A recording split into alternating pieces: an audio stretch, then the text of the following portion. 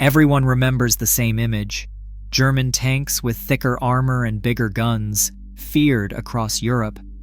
Under Adolf Hitler, Germany believed it had built the perfect weapon for modern war. For a while, that belief was confirmed. Faster campaigns, shattered enemies, confidence turned into certainty.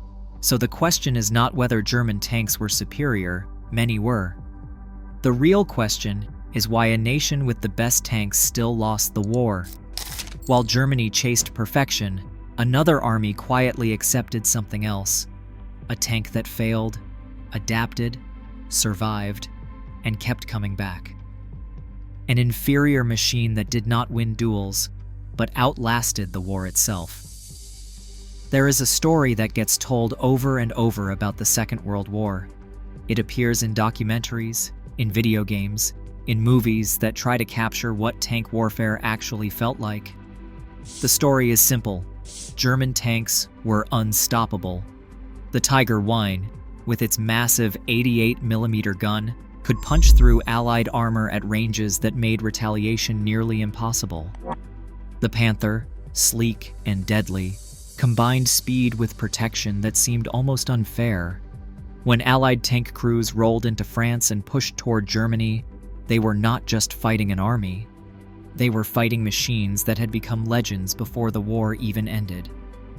The fear was real. American and British tankers would hear the rumors before they ever saw a Tiger in person. They would hear about entire platoons getting shredded in minutes, about shells bouncing off German armor like pebbles off a wall. When you are sitting inside a steel box that is supposed to protect you, and someone tells you there is a tank out there that can kill you before you even see it, that changes how you think. It changes how you fight. Some crews would abandon perfectly good tanks at the sight of a Tiger silhouette on a ridge. Others would try to engage and learn the hard way that their guns could not do the job they were designed for. Films reinforced this. Documentaries replayed the same footage: Tigers rolling forward, shells exploding harmlessly against frontal armor, Allied tanks burning in the background. The numbers seemed to back it up too. One Tiger could claim 12 kills in a single engagement. German crews became aces, their names whispered with a mixture of respect and dread. The mythology grew until it became difficult to separate what actually happened from what people believed. Even decades later, the image persists. The Tiger remains the ultimate predator. The Panther remains the perfect balance of firepower and mobility. And Allied tanks, especially the American Sherman, are still seen as inferior machines that won through sheer numbers and luck. But here is the problem. That story is built on individual moments. It is built on specific battles, on encounters that lasted minutes, on duels between crews who could see each other across an open field. War is not a duel. War is not a fair fight on equal terms where the best machine wins. War is a system. It is a grinding, relentless process that plays out over months and years, across entire continents, involving millions of people who never fire a shot, but still determine the outcome. When you zoom out from those individual encounters, when you stop focusing on the tank that won the duel and start looking at the tank that won the campaign, the story changes completely. The machines that looked dominant in June start breaking down by August. The crews that seemed invincible in one battle are stranded without fuel in the next. The tanks that were supposed to crush the Allies end up abandoned on the side of the road because there is no way to fix them and no time to wait. The real question is not which tank was better in a fight. The real question is which tank could keep fighting. Wars don't end because one side runs out of courage. They end because one side runs out of everything else. Fuel stops arriving. Spare parts become impossible to find. Trained crews get killed faster than new ones can be trained. Factories get bombed. Supply lines get cut. The things that seemed boring and bureaucratic when the war started, the logistics and production schedules and maintenance manuals, Those become the things that decide whether you are advancing or retreating. A tank that cannot move because it ran out of fuel is just a very expensive pillbox. A tank that cannot fire because its transmission broke and there is no replacement part available is just a roadblock. A tank that needs 3 days of maintenance for every day of combat is a liability, not an asset. This is not a new lesson. Armies have known this for centuries. Napoleon did not lose at Waterloo because his soldiers forgot how to fight. He lost because his supply lines could not keep up with his ambitions. The Confederate States did not lose the Civil War because Southern soldiers were less brave than Northern ones. They lost because the North had more factories, more railroads, more of everything that keeps an army moving. But every generation seems to forget this. Every war starts with people focusing on the weapons, on the machines, on the technology that is supposed to change everything. And every war ends with people realizing that the side with better logistics wins. In 1944, as Allied forces pushed into France, this reality started to show itself in ways that nobody expected. German tanks would dominate a battle in the morning and be abandoned by evening because they ran out of fuel. Crews would spend more time repairing their tanks than fighting in them. Units would be pulled back not because they were defeated, but because there was no way to keep them supplied. Meanwhile, Allied tanks kept coming. They were not indestructible. They were not even particularly intimidating, but they kept showing up. They kept moving, and when they got damaged, they got fixed and came back. That consistency, that relentless presence, started to matter more than any single engagement. The German military had built an army around the idea of decisive battles, quick strikes, overwhelming force, victory through superior tactics and technology. It had worked in Poland. It had worked in France in 1940. It had almost worked in Russia. But by 1944, the war had changed. There were no more quick victories to be had. The battles were not decisive anymore. They were attritional. And in a war of attrition, the side that can replace its losses faster wins. The side that can keep its machines running wins. The side that can maintain pressure without pause wins. None of that shows up in a highlight reel. None of that makes for a dramatic story.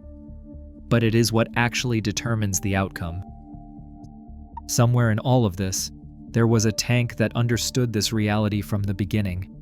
A tank that wasn't designed to be the best in a fight, but to be good enough in every fight. A tank that prioritized showing up over showing off. The M4.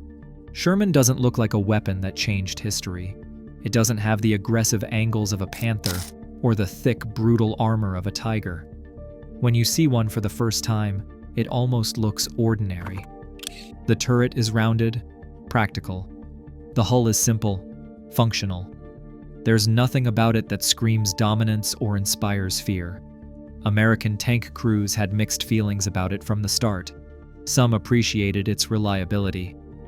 Others wished they had something more powerful, something that could stand toe-to-toe with the German heavies and come out on top. But the Sherman wasn't built for that kind of fight. It was built for a different kind of war entirely. The design process started years before the first Sherman rolled off the assembly line. American military planners knew a war was coming, even if they didn't know exactly when or where. They looked at what had happened in Europe, at how tanks were being used, at what worked and what didn't. And they made a decision that seemed almost boring at the time. They would build a tank that could be produced quickly, maintained easily, and operated by crews with minimal training. They weren't trying to build the perfect tank. They were trying to build the right tank. There's a difference. Every design choice reflected this philosophy. The engine was a commercial engine, already being produced in large numbers for trucks and other vehicles. That meant parts were available, mechanics already knew how to work on it, and factories didn't need to retool completely to start production. The suspension was simple, easy to repair in the field without specialized equipment. The armor was thick enough to stop most anti-tank guns at typical combat ranges, but not so thick that it made the tank slow or difficult to transport. The gun was adequate for dealing with most enemy tanks, and excellent for supporting infantry, which is what tanks spent most of their time doing anyway. None of this was sexy. None of this made for good propaganda. But it made for a tank that worked. And more importantly, it made for a tank that kept working. When a Sherman broke down, and all tanks break down eventually, it could be fixed by a crew with basic tools and a manual. When a Sherman got damaged in combat, there was a good chance it could be recovered and repaired rather than abandoned.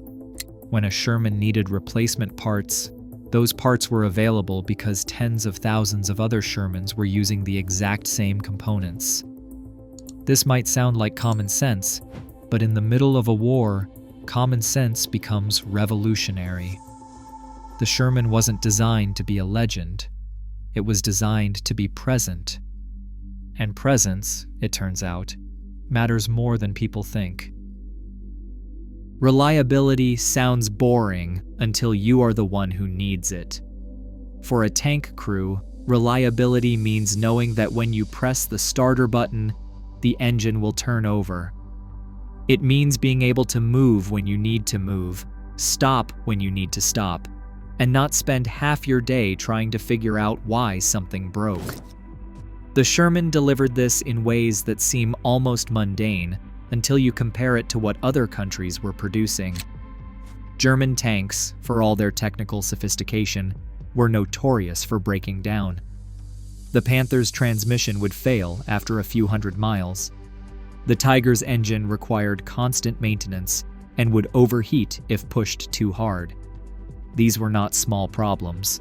These were fundamental design flaws that turned cutting-edge technology into a liability. The Sherman's designers avoided this by keeping things simple. The powertrain was straightforward. The suspension used components that had been tested in civilian vehicles for years. The entire design philosophy centered on one idea.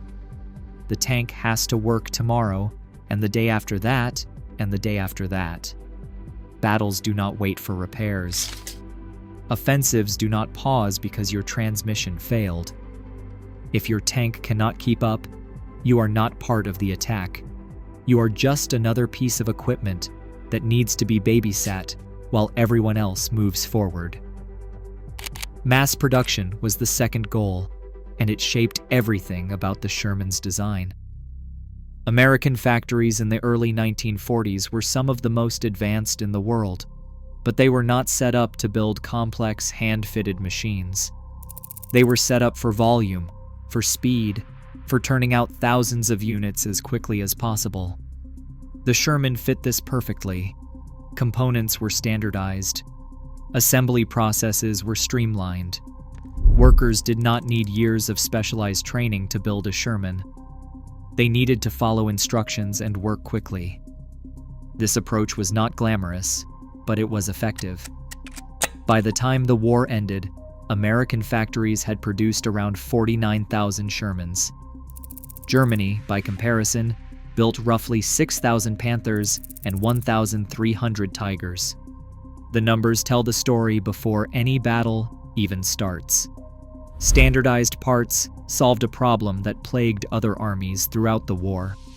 When a German crew needed a replacement part for their tank, they had to hope that the specific part for their specific model was available somewhere in the supply chain. Different variants of the Panther used different parts. Different production runs used different specifications.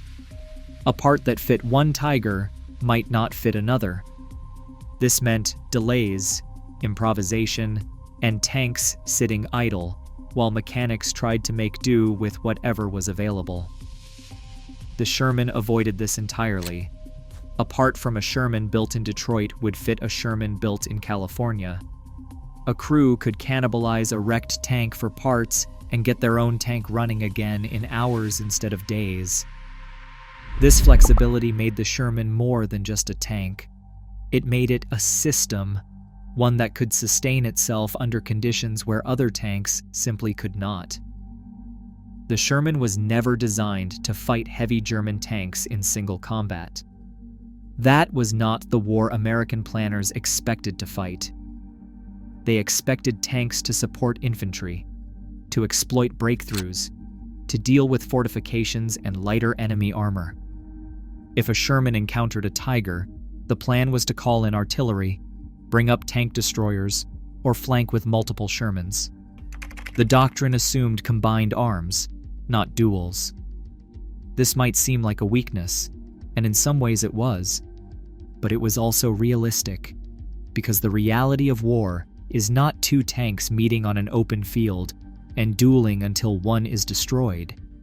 The reality is chaos, confusion, and figuring out how to accomplish your mission even when things do not go according to plan. And this is where the Sherman's design starts to make sense. It was not built to dominate, it was built to endure. 49,000. That number doesn't mean much until you try to wrap your mind around what it actually represents.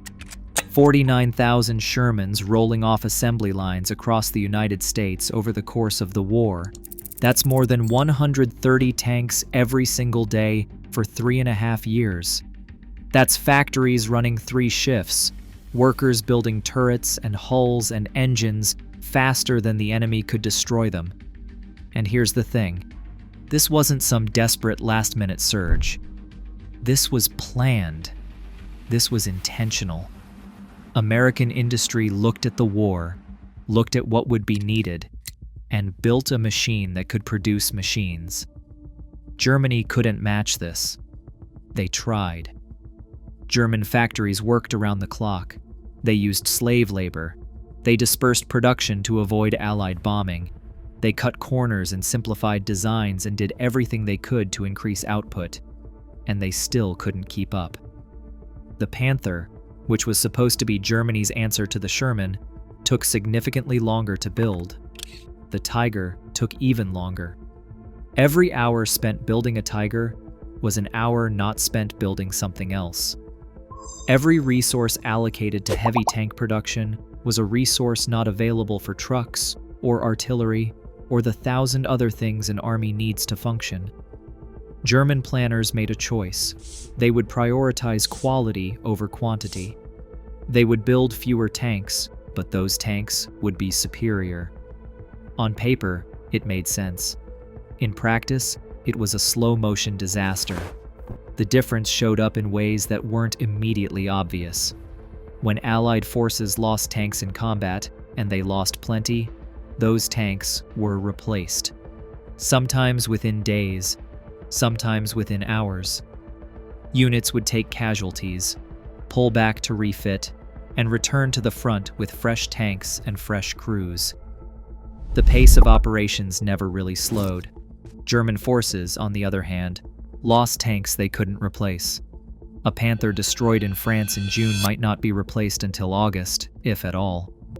Units that started a campaign with full strength would be operating at half strength a month later.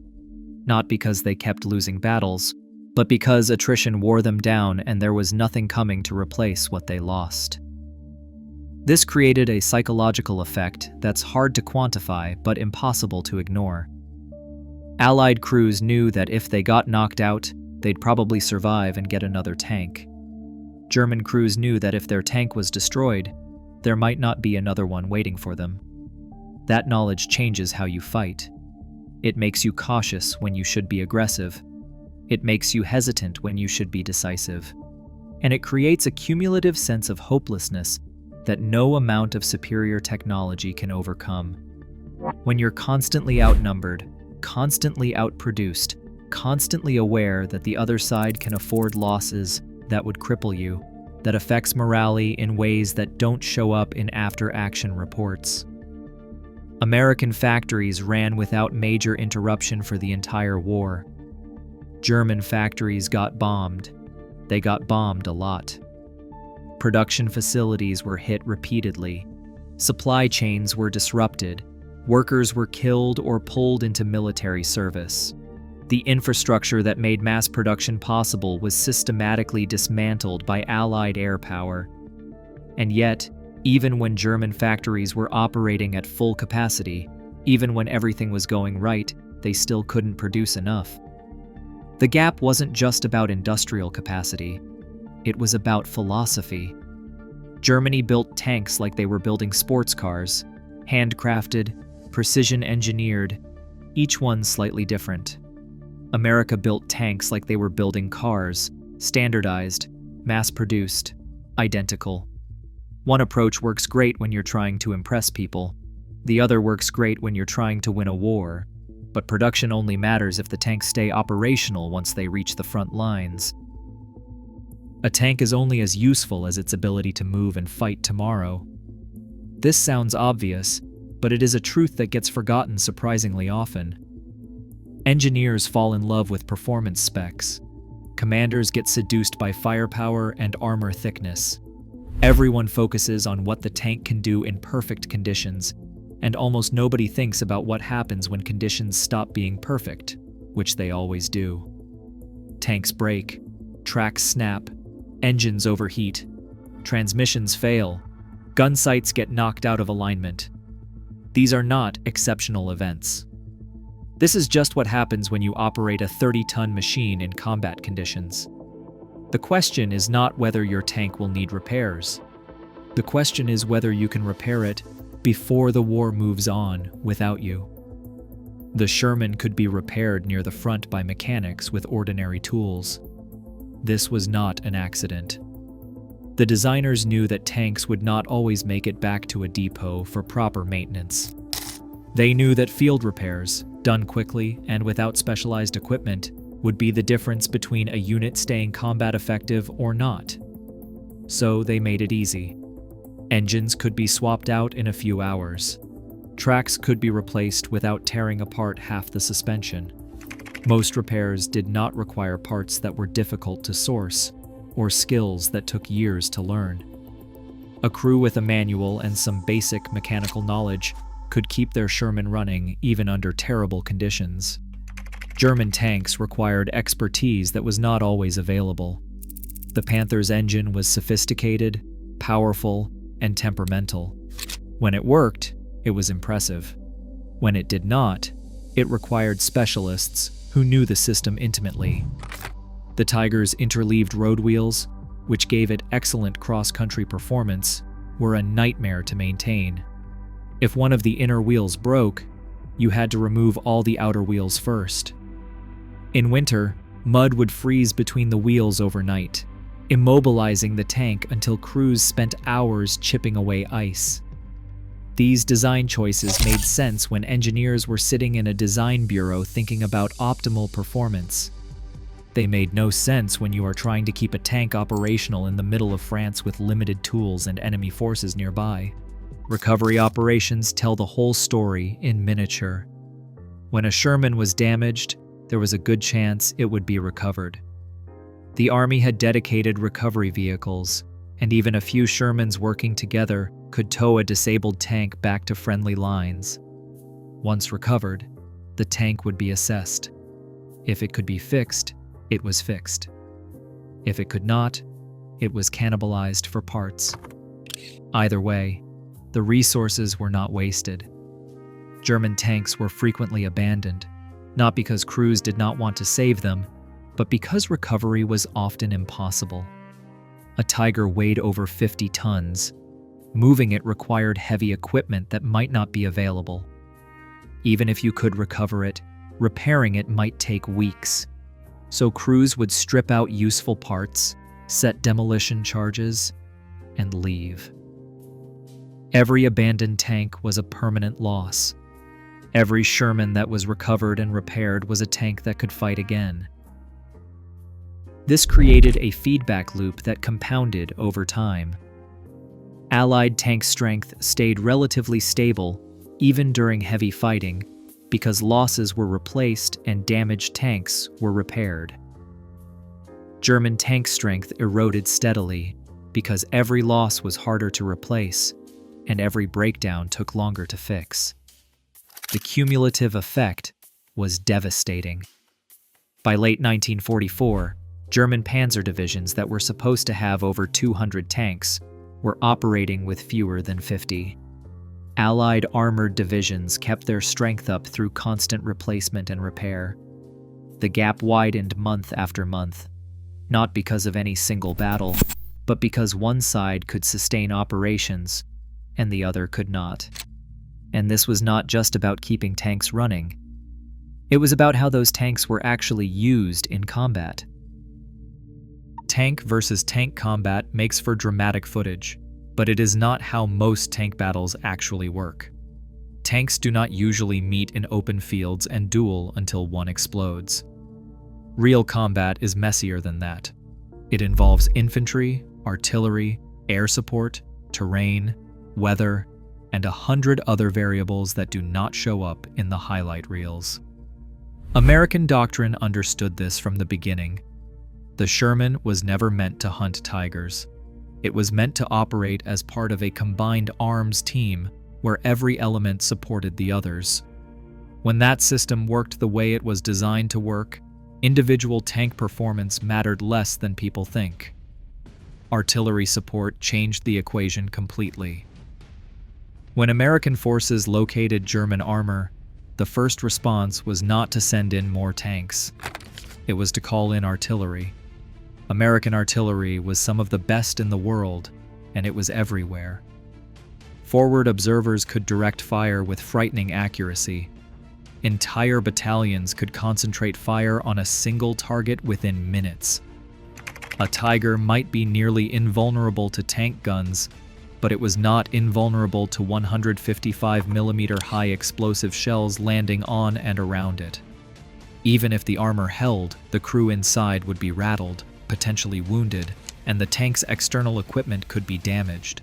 Tracks, optics, gun barrels, all of these could be knocked out by near misses. And a Tiger with a broken track or damaged optics was not much of a threat anymore. AIR superiority added another dimension that German forces struggled to counter. By mid-1944, the Allies had near total air superiority over Western Europe. This meant that any German tank operating in daylight was at risk of being attacked from above. Fighter bombers would strafe columns, looking for anything that moved. Tank-busting aircraft would target heavy armor specifically. Even if they did not destroy the tank outright, they would force it to stop, to seek cover, to waste time and fuel avoiding threats from the sky.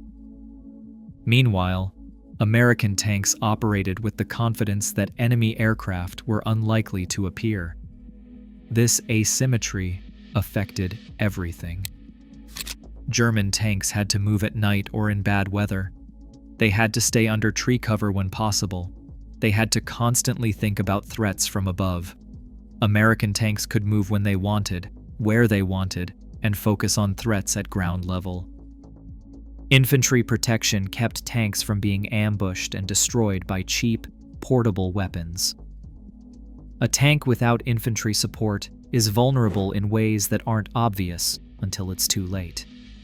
Someone hiding in a building with a Panzerfaust can destroy a tank worth hundreds of thousands of dollars with a weapon that costs almost nothing.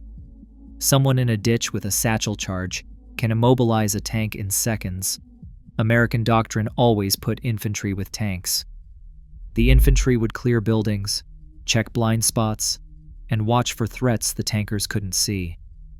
In return, the tanks would provide fire support, suppress enemy positions, and help the infantry advance. This cooperation meant that American tanks were rarely caught alone and vulnerable. German tanks, especially late in the war, often operated with insufficient infantry support because Germany simply didn't have enough infantry left. This made them easier to flank, easier to ambush, and easier to destroy, with tactics that wouldn't work against a properly supported tank. The combined effect of all this was that German tanks rarely got to fight the way they were designed to fight. A Tiger was most dangerous in a long-range engagement on open ground where it could use its superior gun and armor to pick off enemy tanks before they got close enough to return fire. But American forces rarely gave them that fight. They would use artillery to suppress the Tiger while tanks maneuvered around it. They would call in airstrikes to force it to move. They would send infantry forward to locate it and mark it for supporting fires. And when Sherman's finally engaged, they would do it from multiple directions at once, overwhelming the Tiger's ability to respond. One Sherman might not be able to kill a Tiger from the front, but 3 or 4 Shermans attacking from different angles usually could. This wasn't heroic, it wasn't fair, but it worked.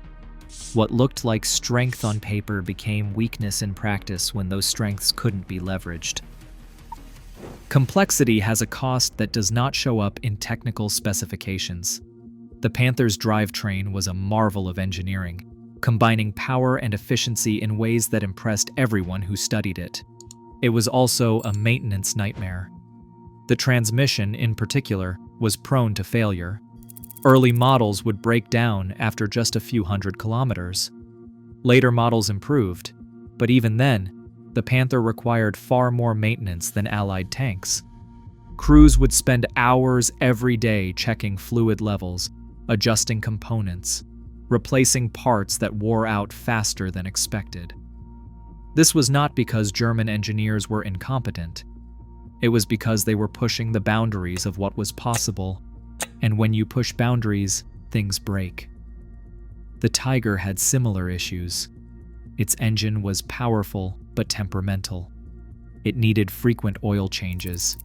It consumed fuel at an alarming rate. The cooling system would struggle in hot weather, leading to overheating and potential engine failure. The interleaved road wheels, brilliant for cross-country performance, became a liability in muddy or winter conditions. Maintenance took trained specialists and time that was not always available. A Tiger in perfect condition was a formidable weapon. A Tiger that had been operating continuously for a week without proper maintenance was a ticking time bomb waiting for something to fail at the worst possible moment. Fuel shortages made everything worse. Germany's access to oil was limited throughout the war and got progressively worse as the conflict dragged on. Romanian oil fields, a major source of fuel, were bombed repeatedly. Synthetic fuel production facilities were targeted by Allied air raids. By late 1944, German forces were rationing fuel to the point where it affected operations. Tanks would sit idle, not because they were broken, but because there was no fuel to run them. Training suffered because there was not enough fuel to let new crews practice driving and maneuvering. When fuel was available, it was hoarded for offensive operations, which meant that tanks spent most of their time stationary, conserving what little they had. A tank that cannot move is not a tank. It is a very expensive pillbox. Mechanical failures compounded these problems. When a Panther's transmission failed in the middle of an advance, the entire unit had to stop and wait while mechanics tried to fix it. If they could not fix it in the field, the tank had to be towed back to a repair depot, assuming one was nearby and accessible. This slowed everything down. Offensives lost momentum because tanks kept breaking. Retreats became chaotic because disabled tanks had to be abandoned. The more complex the tank, the more things could go wrong, and the more things went wrong, the less reliable the tank became. This created a vicious cycle where Germany's most advanced tanks were also its least dependable. Advanced designs became liabilities when the infrastructure to support them collapsed.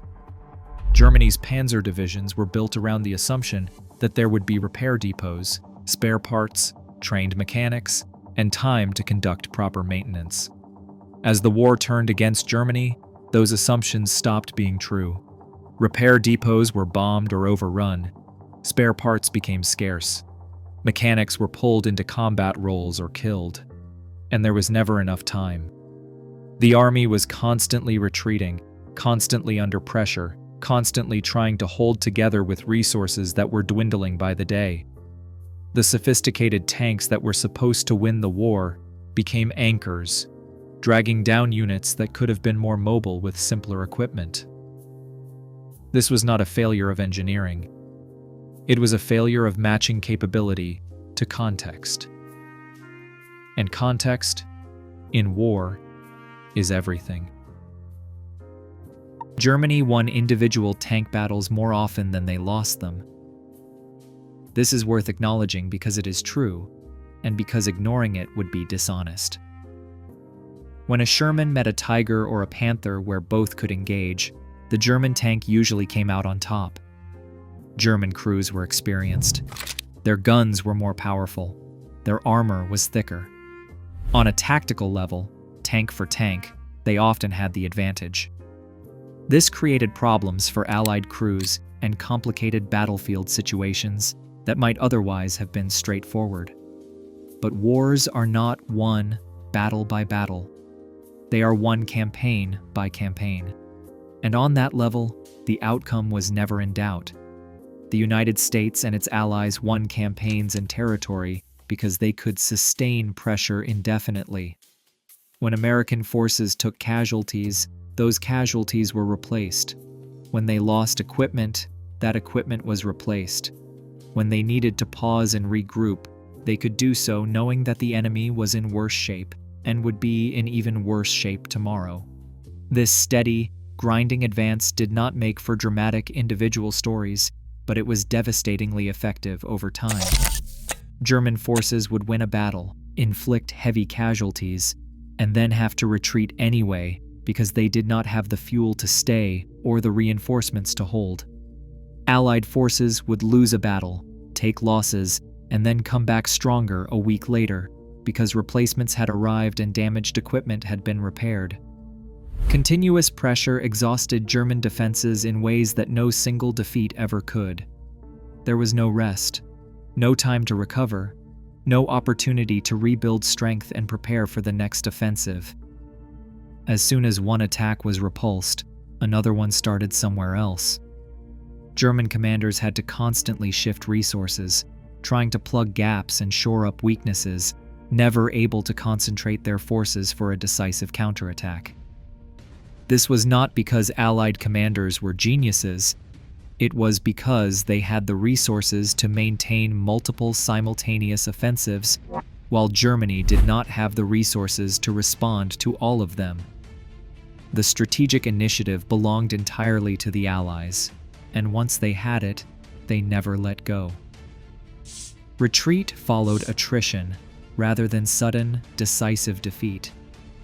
Germany did not lose because of one massive battle that broke their army. They lost because they bled out over months, losing tanks they could not replace, fuel they could not spare, and men who could not be retrained quickly enough. Every withdrawal gave up more territory, more resources, more room to maneuver. Every defensive line held for a while and then collapsed, not because it was overrun in a heroic charge, but because it could not be sustained. The defenders would run low on ammunition or fuel or reinforcements, and they would pull back to the next line, and then the same thing would happen again. This pattern repeated across France, across Belgium, into Germany itself. The German military did not shatter, it withered. Allied forces did not need to destroy every German tank, they just needed to render them irrelevant. And they did this by making the war about logistics and endurance rather than individual combat performance. German tanks could win battles, but they could not win the campaign because the campaign was being decided by factors that had nothing to do with which tank had the better gun or thicker armor. It was being decided by who could keep their army supplied, mobile, and effective over weeks and months of continuous operations. And in that contest, there was only one possible outcome. The conclusion that emerges from all of this is not about which tank was better in a technical sense. The Sherman fit the war it was fighting in ways that only become clear when you step back and look at the whole picture. It was not the most powerful tank. It was not the most heavily armored. It was not the tank that won the most one-on-one engagements, but it was the tank that could be produced in massive numbers, maintained by ordinary mechanics, operated by crews with minimal training, and kept running day after day. These qualities sound boring compared to firepower and armor thickness, but they were the qualities that actually mattered. Wars are won by the side that can keep fighting, not by the side that wins individual battles. German tanks were built for dominance, and they achieved it in the narrow context of tank versus tank combat. But dominance in one aspect of warfare does not translate to overall victory when that aspect is not the deciding factor. Germany needed tanks that could operate with limited fuel, that could be repaired quickly in the field, that could be produced in numbers sufficient to replace losses. They built the opposite. They built tanks that required constant maintenance, consumed fuel at unsustainable rates, and took so long to produce that losses were permanent. This was not a mistake born of stupidity. It was a mistake born of building for the war they wanted to fight, rather than the war they were actually fighting. Logistics and industry decided the outcome more than any battle or any weapon system. The side with more factories won. The side with better supply lines won. The side that could replace losses faster won. This does not diminish the courage or skill of the soldiers involved. It does not make the battles less important. But it does mean that focusing on weapons performance while ignoring everything else misses the point entirely. The Sherman succeeded because it was part of a system that worked. German tanks failed because they were part of a system that was collapsing. No amount of individual excellence can overcome systematic failure. Firepower alone has never decided history, and it never will. History is decided by which side can sustain operations longer, which side can adapt to changing circumstances better, which side can maintain pressure when the other side is exhausted. The Sherman embodied these principles. It was reliable when reliability mattered more than raw power. It was available when availability mattered more than individual superiority.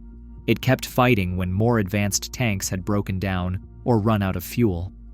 These are not the qualities that inspire legends or sell video games, but they are the qualities that win wars. And in the end, that is the only measure that actually matters.